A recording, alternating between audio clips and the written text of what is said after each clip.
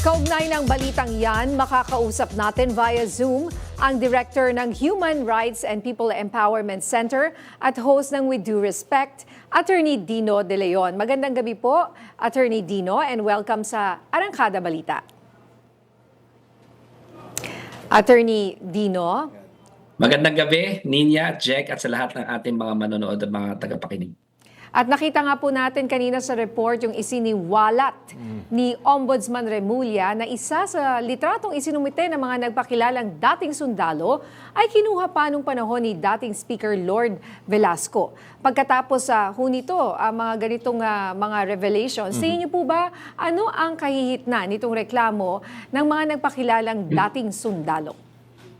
Well, nakakalungkot, no? Kasi dating sundalo, sabi nila lahat sila ex-Marines pero dishonorably discharged pala. Yung mga kwento nila hindi talaga nagmamatch, di ba? 805 billion daw. Tapos nung sinukat yung bigat noon, 805 metric tons, no? Na sabi nga ni Sen Ping, kahit na magsalansan sila, magbalot sila araw-araw ng mga pera na ito at transport nila, kahit na 24/7 silang magtrabaho, 500 transporting 500 million a day, no, kung paikot-ikot ito hindi pa sila matatapos hanggang 2028. Tapos yung kay Congresswoman Laila De Lima, inadmit naman ni Baligod na mistake daw, nakasama siya dun sa mga congressmen kasi hindi pa nga siya congressman noon. Tapos hindi na raw maleta, paper bag na raw. Tapos yun nga, Marines daw dishonorably discharge naman. Ngayon naman itong mga photos, batay na sa unang investigasyon ng ombudsman, para bang inaccurate, inauthentic, manipulated yung mga facts para lang gumawa nung kanilang grand incredible story, no? So malinaw na perjury. Malinaw na mga sinungaling, malinaw na hindi ka panipaniwala, at mga oras na ito dapat nga hindi na natin pinag-aaksayahan ng panahon yan kasi malaking kasinungalingan yan. At sabi ko nga, nag-file na rin ng perjury si Laila De Lima, si dating Secretary Anyo, no? Nag-file na rin ng perjury si Father Flavi, isang Ramon Magsaysay, prize awardee, no? Na kitang-kita natin, pare, medyo pinagkakasinungalingan pa nila, no? So malinaw na kasinungalingan yan, at sa aking palagay, uusad talaga yung mga kaso laban sa kanila dahil nagsisinungaling sila. Sabi ko nga kung may mensahe tayo dito sa 18 Marines, sana sabihin na nila yung katotohanan at wag sila magpagamit sa mga Duterte, kasi malinaw rin sa statement na ni Laila De Lima at saka ng mga nila Father Flavi na mga Duterte ang may akda nito para malihis na naman ang usapan. Ito kasi yung classic Duterte strategy, magsinungaling, ilihis yung usapan, gamitin yung mga peking ebidensya, mag-manufacture ng peking ebidensya. So para dito sa mga Marines na ito, wag sana sila magpagamit, sabihin na lang katotohanan, kasi ang mangyayari sa kanila, parang yung mga nangyari sa witnesses laban kay Laila De Lima before, no? Tinakot-takot rin ng mga Duterte at sa nung mga may akda nitong pinakamalaking kasinungalingan sa balat ng lupa na inuulit na naman nila. It's the greatest lie.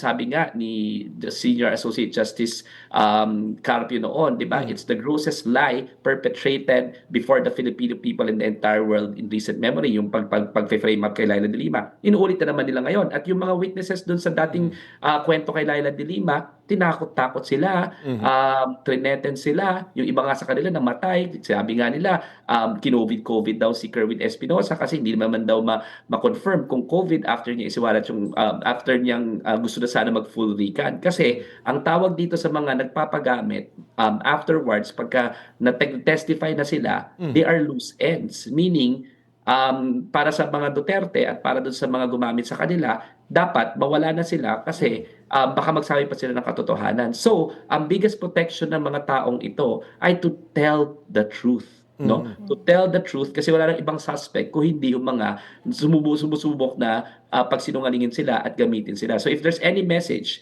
dito sa 18 Marines, sana magsabi na sila ng totoo at huwag sila magpagamit. Kasi manganganib din ang kanilang buhay dito sa mga Duterte na ginawa na ito noon sa kaso ni Laila De Lima. Kumbaga, attorney, sinasabi mo ngayon, ginagawa silang asset, pero eventually magiging liability na sila para dun sa kanila, sa humahawak sa kanila.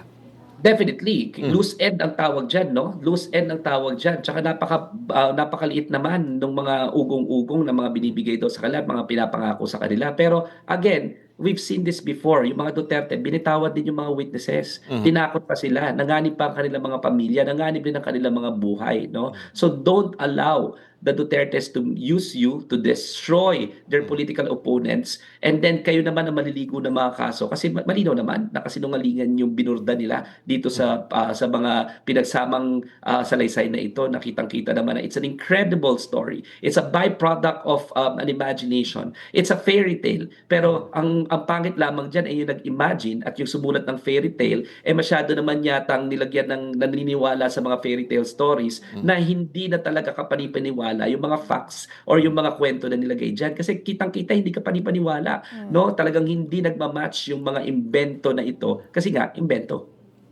Okay, tingin niyo po ba may chance pa rin silang ipatawag sa Senado para tumestigo?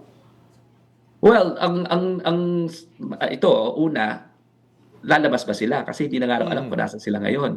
Hindi na nga nagpapakita, no? So kung isasampi na sila, alam mo sa totoo lang, it's a waste of taxpayers' money.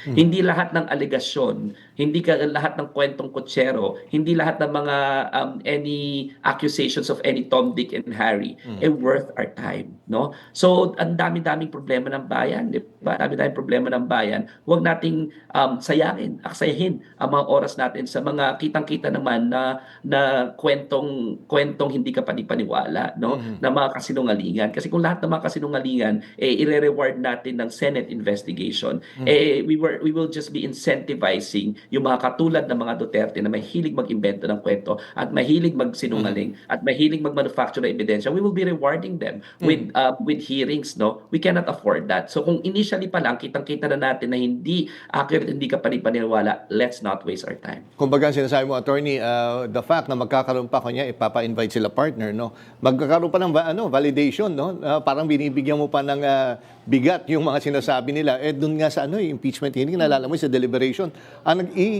isa-isang nagpipilit na ipasok yan sa usapan ay si Congressman Suntay. At dito naman sa Senado, yan, si Senator Amy Marcos, si Marcoleta. Kumbaga, ayaw na nga pansinin. Actually, nung nag-press ko ng media noon, halos walang pumunta eh. Walang gustong pumatol na dito, pero pinipilit nila na pag-usapan ito. Master yung mga Duterte ng paglilihis ng usapan. Ang usapan dito, yung mga hearings na nangyayari sa International Criminal Court dahil sa malawakang patayan sa ilalim ni Rodrigo Duterte na kanyang ama, no? Ang usapan dito is yung paglulustay ni Sara Duterte ng pera dahil nagkakaroon ng impeachment hearings, 'di ba? Pero anong malinaw? Nililihis na naman nila yung usapan. Huwag na huwag tayong papayag, no? They are a master of diversion. At ngayon, kung yung hearing na naman yung mangyayari doon sa Senado na wini-wish ni Marcoleta at ni Amy Marcos, it's another diversionary tactic, no? Malinaw naman na yun yung mga gusto nila para malihis ang usapan. Huwag na huwag tayong papayag. Okay, maraming salamat po sa inyong panahon, Attorney Dino De Leon.